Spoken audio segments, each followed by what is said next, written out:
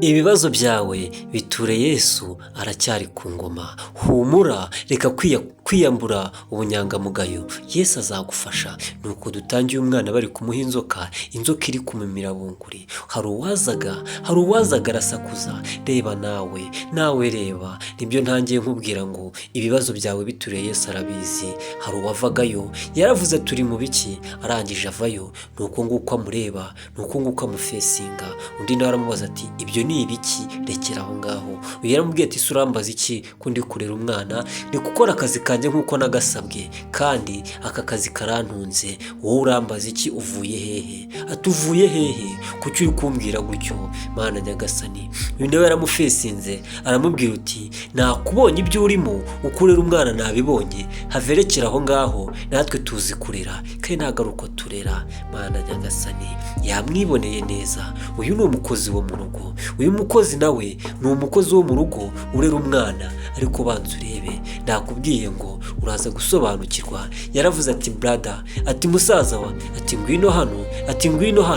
Baje birukanka. Ndakubwiye ngo ntuzigere usuzugura umukozi wo mu rugo, ntuzigere wubahuka umukozi wo mu rugo. Umukozi wo mu rugo ni umuntu wo kubahwa kandi ni umuntu wo guhabwa agaciro. Mana nyagasani, uriya ni umukozi wo mu rugo, yari arimo arera umwana. Uyu nguyu uje w'umunyamasengesho usenga cyane, avukana n'uyu mugabo nyir'urugo. Mana nyagasani, kurikira intambwe ku yindi kugira ngo uje gusobanukirwa. Ukore subscribe, ukore like, unadushyigikire. Iyi video ntugende utayishoje kuko irimo inyigisho zikomeye, cyane cyane nk'ababyeyi basigira abana baba bafite abakozi. Mujye mumenya iki kintu, mukimenye, mucyiteho, mumenye uko mubigenza. Umumama yaramwegera aramubwira ati ko murimo mutongana muhanahana amagambo, byagenze bite? Aramubwira uti uyu muntu ni inzoka, uyu muntu mwita umukozi ni sekibi, uburyo areramo umwana biratangaje, biteye n'agahinda. Ntabwo byakagombye kuba ari uko nguko bimeze. Ati wowe sobanura. Ati nshaka usobanura impamvu y'ibi byose niboneye n'amaso yanjye. Umupaturo nawe yavuze ati ariko birimo muraducanga, ni ibiki bibereye ahangaha ko muri kurya indimi, buri wese akitana ba mwana? Uyu yaramubwiye ati ahubwo wowe ushobora kuba wasaze, njyewe kuko ndi kurera umwana, ati nta kindi kintu kibi nigize nkora, sinzi icyo kintu uri kuvuga, sinzi iyo nzoka uri kuvuga aho iri guturuka. Mana yanjye, kurikira kandi uraza kuba wasobanukirwa. Umupaturo yamwatse umwana we, aramumuhereza, aramubwira ati ngaho noneho ubungubu twabijyamo, twabisobanura byose. Yatangiye kumubwira uti wowe ntago ari kuriya barera, amaso yanjye yakwiboneye, nta n'ikintu ushobora kuba wambeshya. Wowe uri umwuka mubi hano muri uru rugo, wowe uri sekibi, wowe uri satani. Uyu yatangiye kumubwira ati ariko nta soni ufite, uzi ko yari umukozi wacu, tumaranye igihe kinini cyane, reka kumubwira nabi umwita amazina. Uyu nawe yungamo aramubwira ati wimubwira nabi. Ati boss, reka mbwire nabi, hari impamvu ari kumbwira nabi, gusa ndaza kuba namugirira nabi. Ati ndaza kuba namutera za njonogo zimeze nka jetiri, ndaba namugirira nabi rwose. Mana nyagasani, batangiye kwita umusazi uyu mugore, kandi uyu mugore afite ibyo yabonye, natwe twabyiboneye neza. Yatangiye kumufesinga, yatangiye kumutunga Bibiliya. Uyu mukozi w'Imana agaragaza imbaraga z'Imana, akagaragaza ko ashyigikiwe, akagaragaza yuko afite umurengera.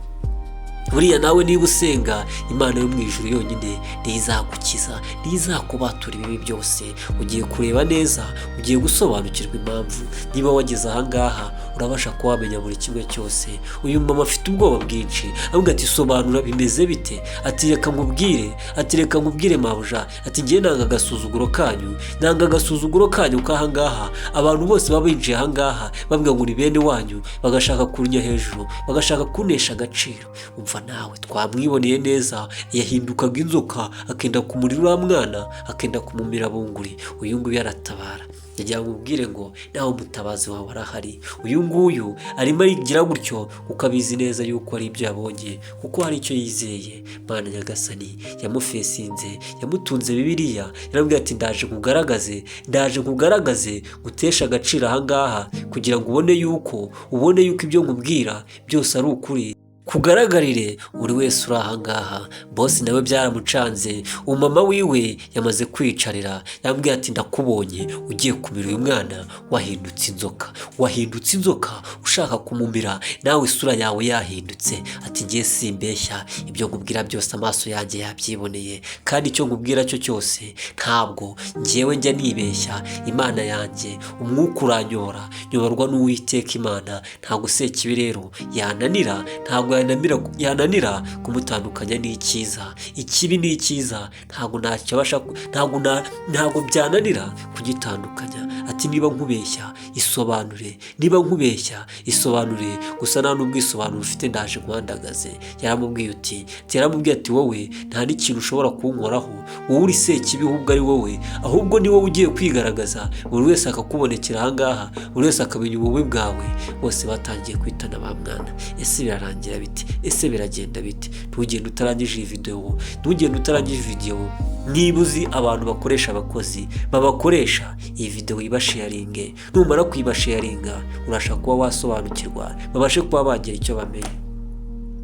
Umumama yarahagurutse arababwira ati ariko murimo muraducanga, nibyanga turabasohora mwese mujye hanze, mubanze mutekereze ku byo muri kuvugira ahantu. Ahangaha ntabwo dukunda akavuyo, ahangaha nta nubwo dukunda umuntu udutesha agaciro. Uyu we yaramwihoreye ifatira Bibiliya, aramubwira turareba iyi ndirimbo, turareba iyi Bibiliya, ati giye kukwandagaza, ati ngiye kukwereka yuko Imana ikora mu izina rya Yesu. Yamukubise Bibiliya, umuriro w'amashanyarazi wamuvuyemo, yatangiye gukanaguzwa, yatangiye kureba nka mbega urunuza, yatangiye gusinda.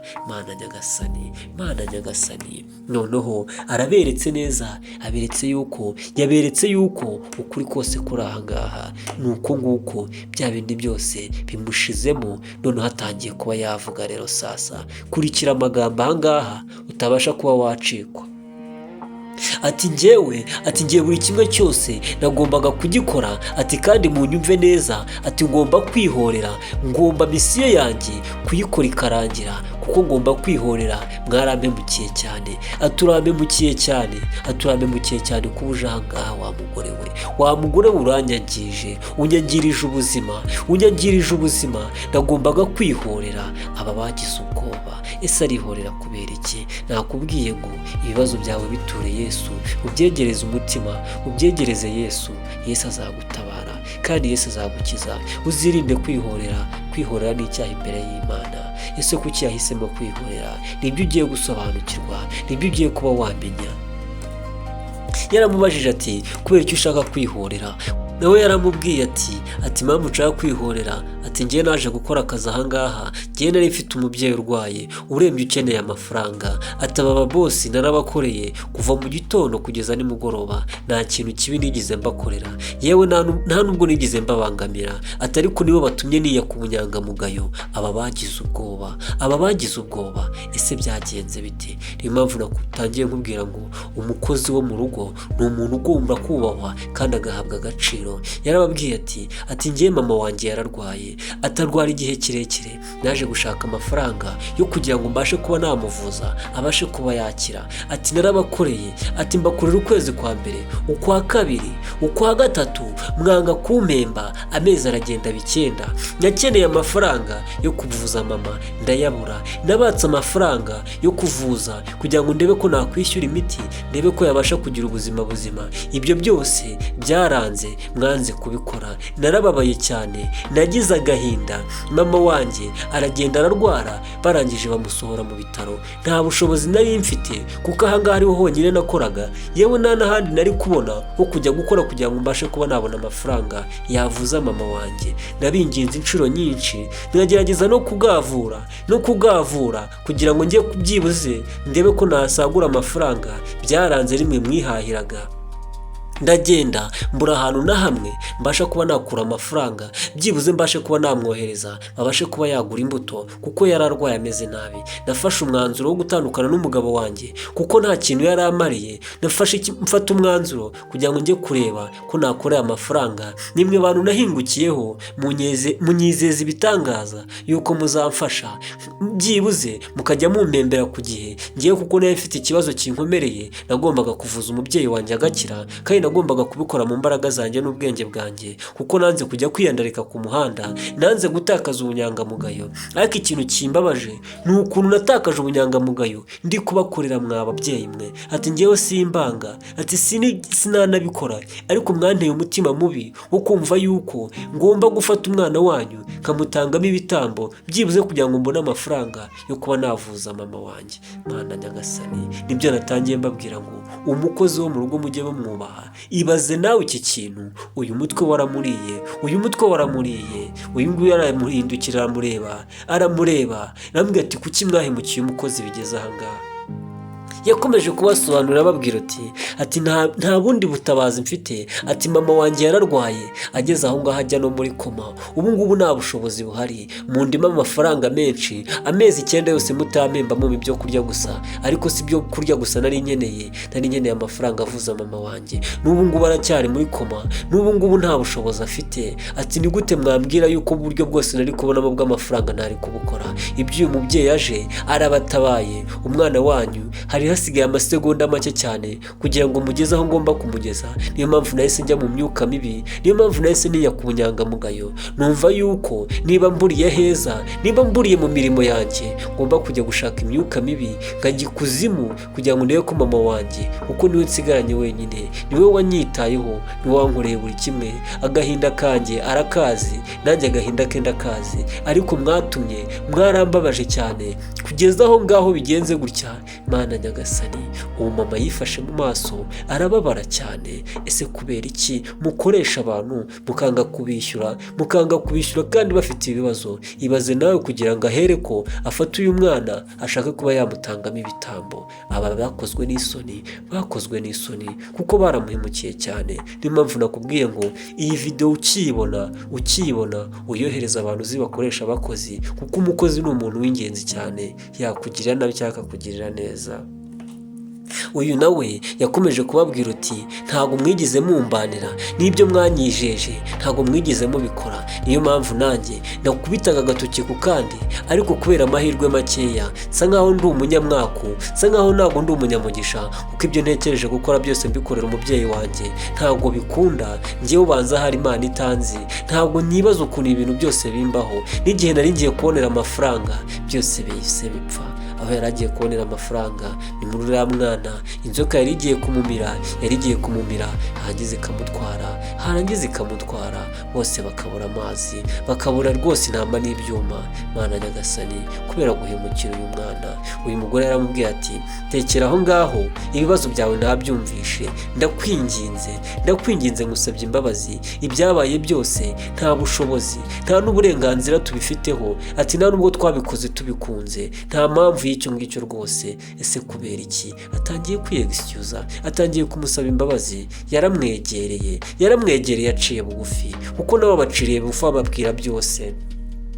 Umugore yaramubwiye ati umugabo wanjye, hano mu rugo twagize ikibazo, ubwo twakubwiraga ngo uze dukorane, umugabo wanjye yagize ikibazo, kampani yiwe irahomba, buri kimwe cyose kirahomba, kandi n'akazi kanjye nako byaranze, kuko njye mfite akazi gaciritse kurusha kiwe. Nibwo biryo twaryaga tukabasha no kuba twakodesha n'iyi nzu. Ntabwo twigize twanga kukwishyura, n'ukuri. Ati ntabwo twabyanze, ahubwo ubushobozi bwacu ntabwo twari dufite.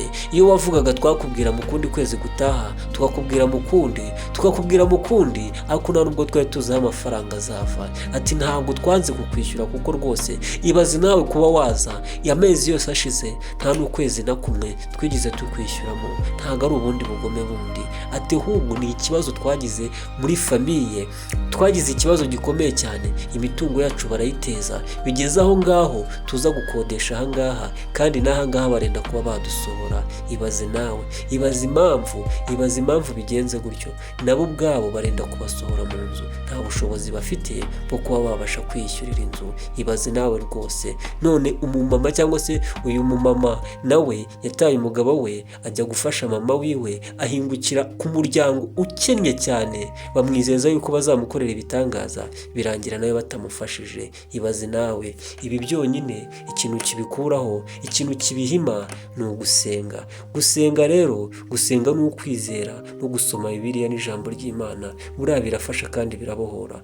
Umumama yakomeze kumufesinga amubwira uti ndakwinginze mbabarira, kandi ibyo nkubwiye ni ukuri, ubukungu bwacu bwaraguye na mama wawe turagerageza tuguzaguze byibuze tubashe kuba twamuvuza, niba nta naho kuba abashe kuba yaza ahangaha.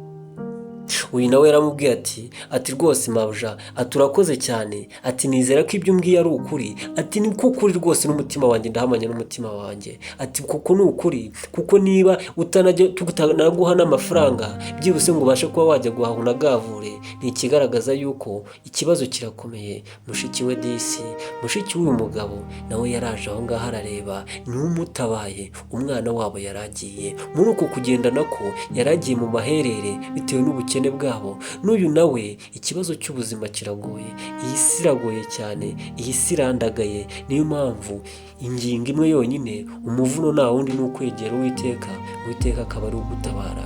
Umumama yaramubwiye ati umubyeyi wawe uzamuzane turajya kumusura, tumurebe, tuguzaguze byibuze turebe ko yazaza akarwarira ahangaha nava muri koma. Umugabo yaramwegeye mu cyubahiro amufata ku rutugu aramubwira ati ntabwo twakwambuye tubishaka, ahubwo ni ubukene bwabidukoresheje, tubabarire tugirire impuhwe. Ati nanjye mumbabarire, ati nanjye mbasabye imbabazi ku byo nari ngiye kubakorera, ntabwo nari nzi ko ari uko byagenze.